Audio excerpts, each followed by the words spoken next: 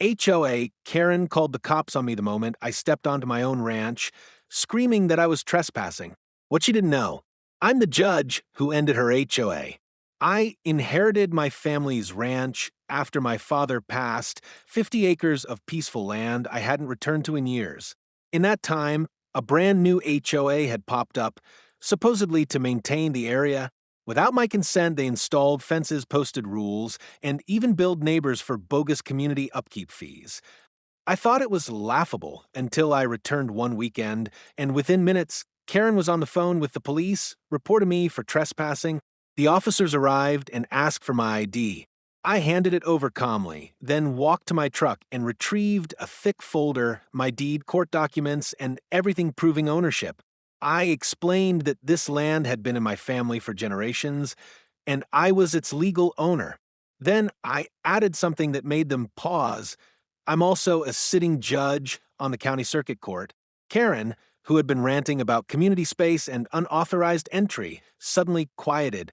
I told them I had recently presided over a case involving this very HOA and had ruled, just 2 weeks prior, that it was illegally formed with no legal authority to enforce anything.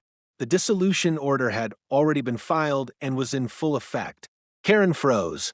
The same man she called the cops on had legally ended her little regime.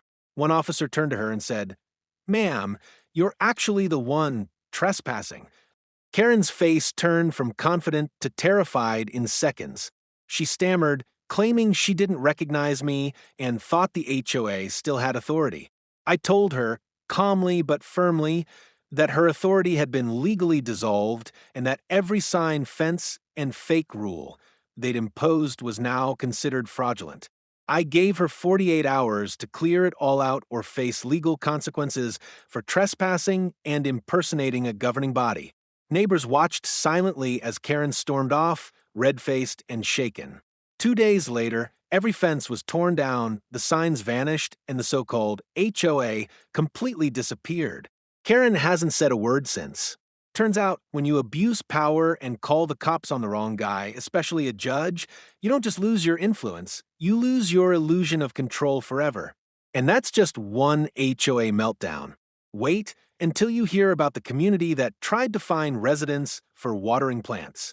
If you're into real justice, petty revenge, and insane HOA power trips, you're in the right place.